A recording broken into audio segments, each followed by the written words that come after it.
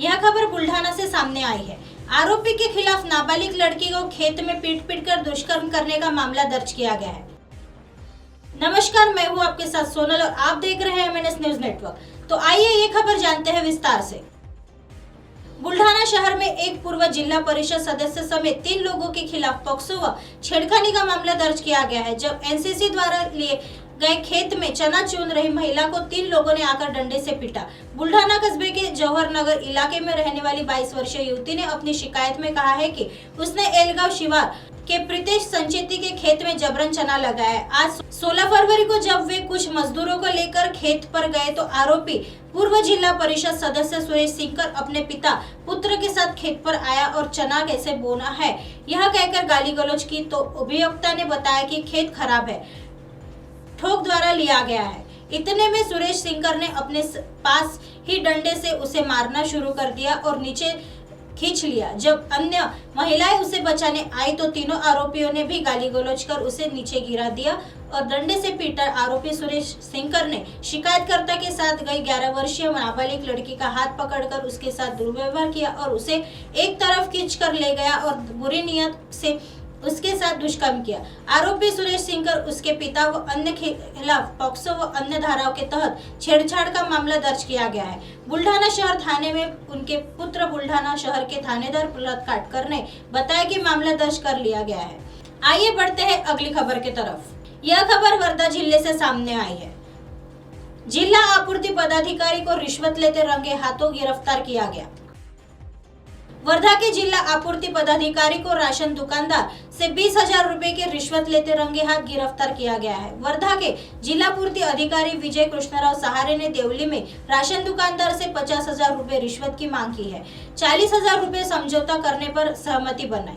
रिश्वतखोरी विभाग ने रात में जाल बिछाया और जिला पूर्ति अधिकारी को 1 लाख रुपए की रिश्वत लेते पकड़ा। आपूर्ति अधिकारी को रिश्वत लेने में मदद करने वाले एक निजी सैनिक ऋषिकेश रमेशराव ढोडेरे को भी हिरासत में लिया गया है। जिला पूर्ति अधिकारी रमेश कृष्णराव सहारे ने देवली में राशन दुकानदार को राशन की 2 दुकानें की नियमित किस्त जमा करने की बात स्पष्ट कर दी थी। 7 माह के 25,000 रुपए की मांग की गई थी और साथ ही कुल 50,000 रुपए जिसमें 25,000 रुपए प्रधानमंत्री गरीब कल्याण योजना के तहत राशन दुकानदारों को मिले कानूनी कमीशन से मांगे गए। समझौता होने पर राशन दुकानदार ने 40,000 रुपए देने की क्षमता दिखाई थी। योजना के अनुसार रिश्वतखोरी विभाग ने जाल बिछाया और आपूर्ति अधिकारी को पहली किस्त का भुगतान करते हुए हाथ में 1,000 रुपए पकड़ा दिया। मामला यही नहीं रुका बल्कि विश्राम गृह के पास कमरे में वह ठहरे हुए है वहाँ अलग अलग पर्स में 5,60,360 रुपए मिले हैं। इसकी भी जांच की जा रही है कि पर्स में इतनी राशि जिला आपूर्ति पदाधिकारी के पास है। जिला पूर्ति अधिकारी रमेश सहारे और ऋषिकेश ढोडरे को हिरासत में ले लिया गया। वर्धा सिटी पुलिस में केस दर्ज करने की प्रक्रिया जारी है।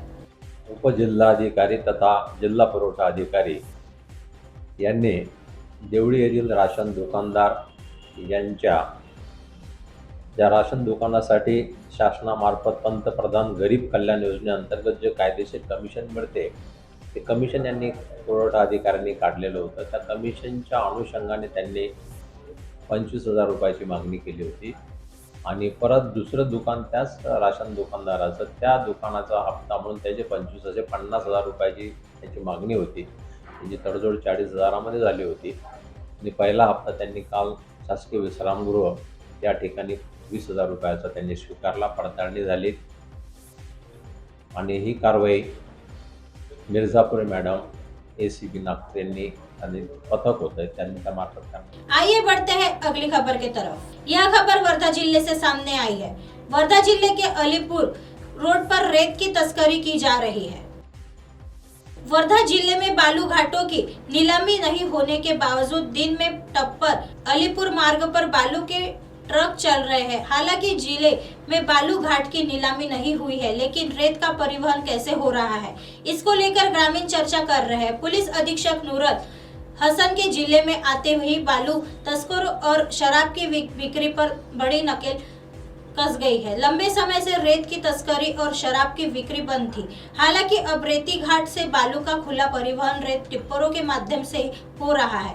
अलीपुर रोड पर दिन भर रेत के ट्रक सरेआम दौड़ते नजर आते हैं। बिना अनुमति के भी प्रतिदिन रेत का अंधाधुंध परिवहन हो रहा है, लेकिन राजस्व विभाग और पुलिस विभाग उनके खिलाफ कार्रवाई क्यों नहीं कर रहा है? लेकिन यह एक अचूक कोड है। महसूल विभागाने म्हणजे याने शासनाने रेतीचे घाट अजूनपर्यंत लिलाव झाले नाही आणि अवैध रेत्या ट्रकने चालू आहे आणि दरसुद्धा वाढला गेला आहे। याकडे शासनानं रेतीचे घाट चालू करावे आणि शासनाचा जो महसूल आहे तो डुबून राहिला। रेतीचे घाटाचे लिलाव झालेले नाही आहे आणि त्यामुळे गोरगरिबांना रेती खूप महागात घ्यावी लागत आहे व महसूल विभागाने याकडे लक्ष द्यावे की रेती घाटाचे लिलाव करावे। ऐसी खबरें फिर लेके आएंगे इसी समय इसी जगह। तब तक के लिए देखते रहिए MNS न्यूज़ नेटवर्क। नमस्कार।